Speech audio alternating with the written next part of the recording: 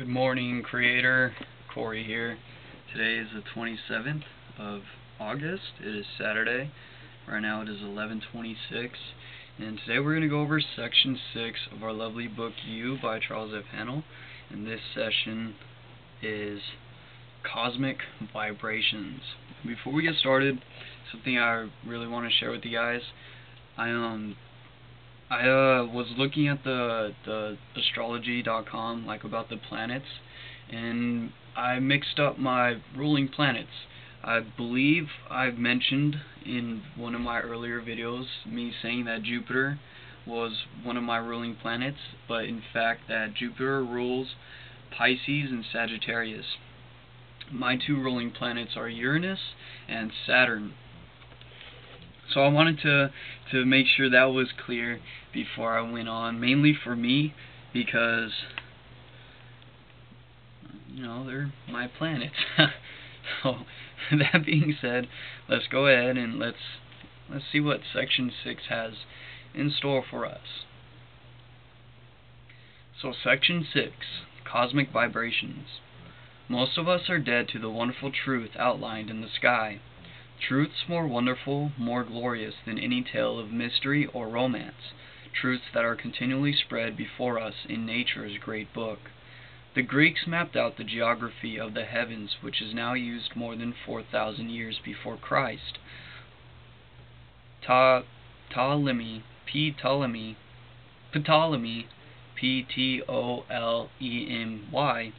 recorded no less than 48 of the largest and best known constellations of stars, more than 600 years previous to this, and remember that the telescope was invented only 400 years ago. Wow, so he's saying 1400 years before Christ was born, okay, which Christ in general is all of us, you know, our own individual spark of consciousness. But before Jesus was born, it was 1400 years that the Greeks mapped out geography in the heavens. And Ptolemy recorded no less than 48 of the largest and best known constellations of stars, more than 600 years previous to that. 600 years previous to the Greeks mapping out the geography of the heavens. And the telescope was only created 400 years ago. Like, all of this information, these people figured it out before the telescope was even born, for us to even see that they were there. You know, it's amazing. Our painted American savages, they are Arab in the desert, the simple children on the banks of the Nile, the wild men of the islands of the sea have all been more observant of the mystery hid in the stars than we as a people are today. Hold on, give me 1 second.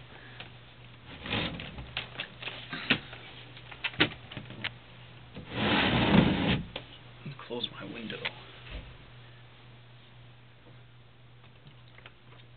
Okay, let's continue. The solar system, from the highest spiritual point down to the lowest physical, is one vast organized whole.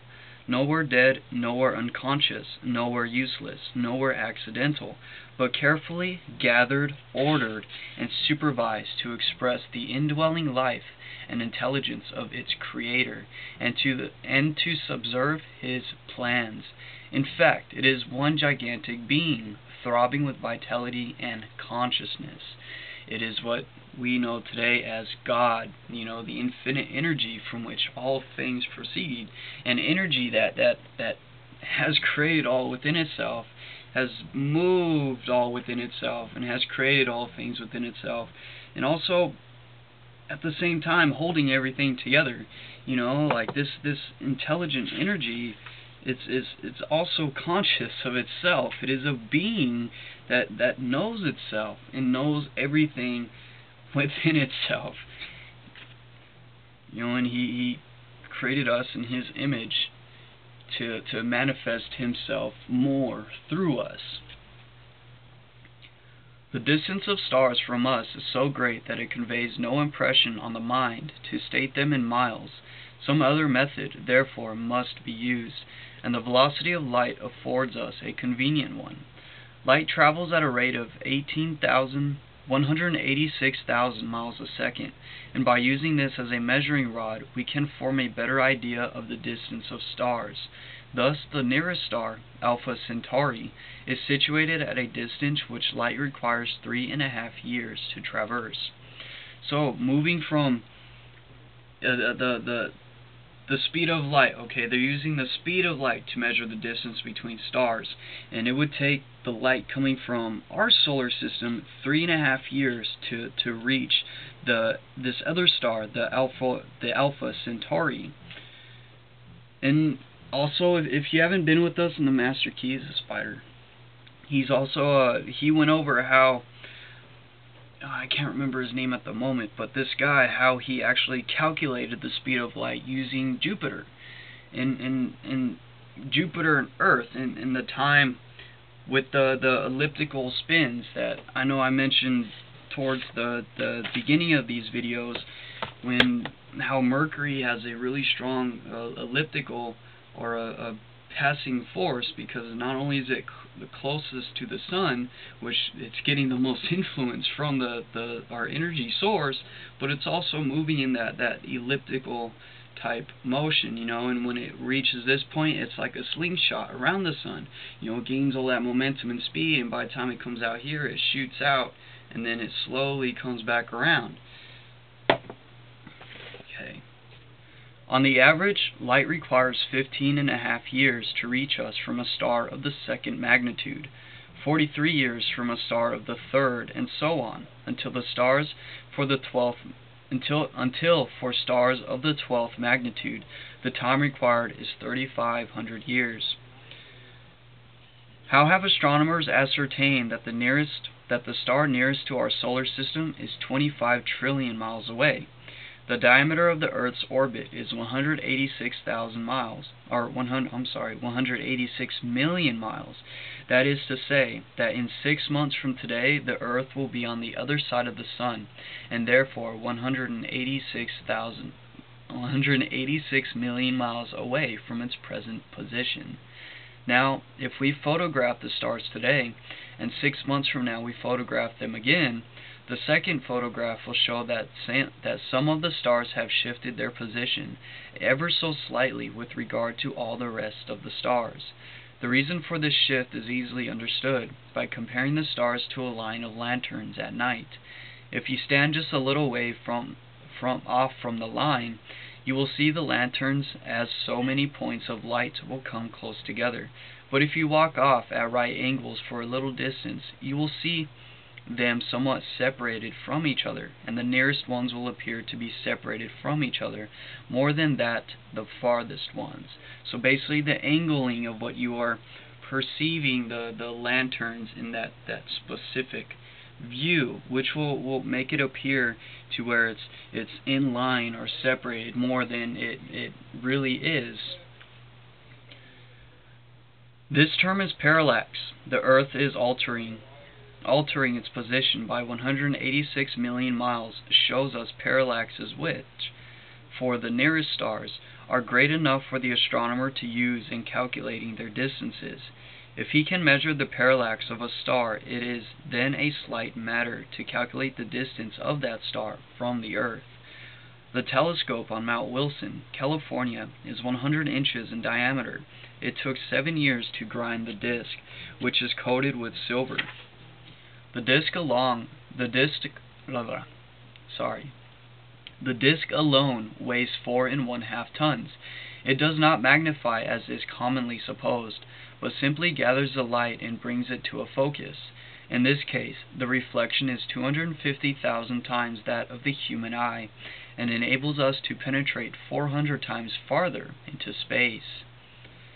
That's really cool. Any magnification may be used in the eyepiece. A magnification power of from 3,000 to 6,000 is generally used in viewing the planets. A great clockwork motor is used to counteract the apparent motion of the heavens caused by the rotation of the Earth. The movement of this motor is so accurate that a star will remain at the same point in the eyepiece as long as may be desired. The Sun and his family of planets revolve around a central sun, which is millions of miles distant. It requires something less than 26,000 years to make one revolution. His orbit is called the zodiac, which is divided into 12 signs, familiarly known as Aries, Taurus, Gemini, Cancer, Leo, Virgo, Libra, Scorpio, Sagittarius, Capricorn, Aquarius, and Pisces. It requires our solar system a little more than 2,100 years to pass through one of these signs, and this time it is a measurement of the age or dispensation. Because of what astronomers call, quote, the procession of the equinoxes, end quote, the movement of the sun through the signs of the zodiac is in order reversed from that given above. And right now we are known to be entering the zodiac, which would be the age of the Aquarius. And it takes 2,100 years, 2,100 years to pass through one of these signs. So who knows really how long we're going to be in the zodiac Aquarius, the age of Aquarius.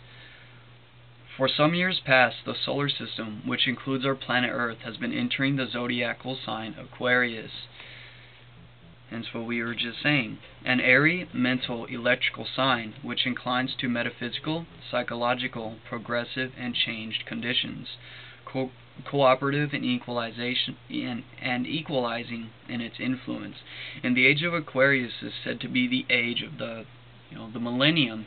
Where the definition of millennium is that the race will be awakened to the Christ within them. The millennium is known as the time where Christ will be awakened on earth, and that's simply the awakening of every individual. How we're all spiritual beings inhabiting this body, and we come from this energy source, this infinite energy source, and it responds to our every need and every demand. We have the power to create whatever we want to create with the help of this field, this force, this intelligence. All we have to do is ask, and we will receive it in one way, shape, or form. In the millennium, the age of the Aquarius is known to be a age of reconstruction and of great change. And from the way things are going, it seems like that really is what's happening on our planet at this moment in time.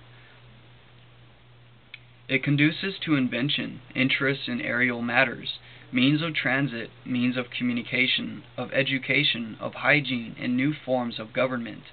Its planetary ruler is Uranus, called, quote, the reformer, end quote, who destroys but to rebuild better anew. It is Uranus that, quote, makes all things pass away, and all things may become new, end quote. It conducts to liberty, or it conduces to liberty, freedom, and expression. It has been called the humane sign. The 12 signs are alternately positive and negative in their nature. Each contains a certain specialized influence of its own, having a ruler from which the nature of its influence is obtained. The sun radiates energy to every member of its solar family, hence the 7 planets, the magnets. As a central figure among the planets, its position indicates the sphere of activity in which the individual will meet with greatest success, and is the essential impulse and driving force that urges him to it. The sun is a ruler of all life, the moon is the giver of all form, and as life manifests through form, the relationship of the sun and moon is inseparable. And it becomes a task of everyone to subject the moon or form side of his existence or her existence to the sun or life side, and the degree of success which he attains in doing this will be the measure of his ability to rule his stars. As the sun is the life giver of the solar system and the heart is the life giver of the body, it is easy to see why the sun's influence is the greatest in the nativity of man. As it operates directly through the heart, because he that thinketh in his heart, so is he. And follow your heart, for what's in your mind may escape you, but what's in your heart will remain forever. The influence of the moon is greatest in the first half of life. and the influence of the sun is the greatest in the second half. Every planet has definite characteristics which impress themselves upon the child at birth. This is due to the electrostatic condition of the atmosphere at the time of the child's first inspiration of air, by which a vital change takes place in the nature of the blood. For this reason, those who are born under the influence of a particular planet portray the characteristics of that planet most strongly in their mental temperament, and this finds reflection in both motive and action.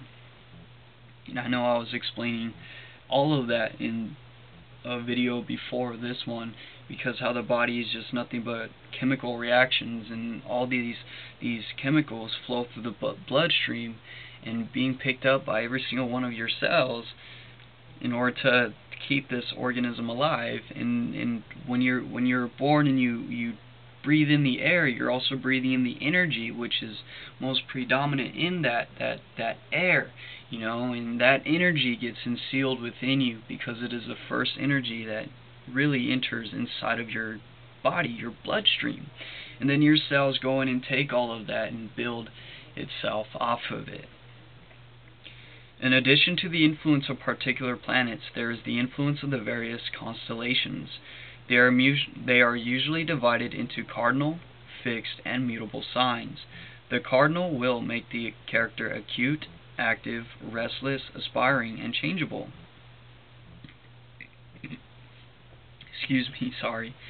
The mutable, indifferent, slow, vacillating, and hesitating, yet tractable and impressionable. The fixed will make it determined, decisive, firm, ambitious, and unbending, slow to move, yet irresistible when started.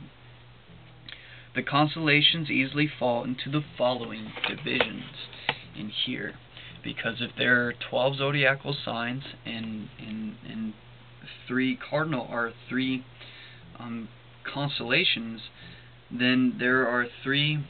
The 12 zodiacal signs will be divided into 4 groups of each between these 3 different constellations. So here we have the cardinal constellations, which we just read will make the character acute, active, restless, aspiring, and changeable. And the cardinal signs are Aries, Cancer, Libra, and Capricorn. And then there are the mutable signs, which are indifferent, slow, vacillating, and hesitating, yet tractable and impressionable. And the fixed signs are Taurus, Leo, Scorpio, and Aquarius. And the last ones is the fixed signs, which are determined, decisive, firm, ambitious, and unbending, slow to move, and yet irresistible when started. So the mutable signs will be Gemini, Virgo, Sagittarius, and Pisces. Okay, pretty cool, huh? The influence of the cardinal sign is to stir the latent forces into action, promote change, and create initiative. The influence of the fixed sign is for stability. The individual may be slow and plodding, but he will be persistent. He will know no defeat. He will concentrate upon one point and pursue it till the end. His zeal will be most fanatical. And then the influence of the mutable sign is flexible and change. This influence is purely mental or spiritual and gives purpose and incentive to actions. Alright, so let's go ahead, let's end it right here, and let's do the second half of the video with these next several pages. So I'll see you in like 10 seconds.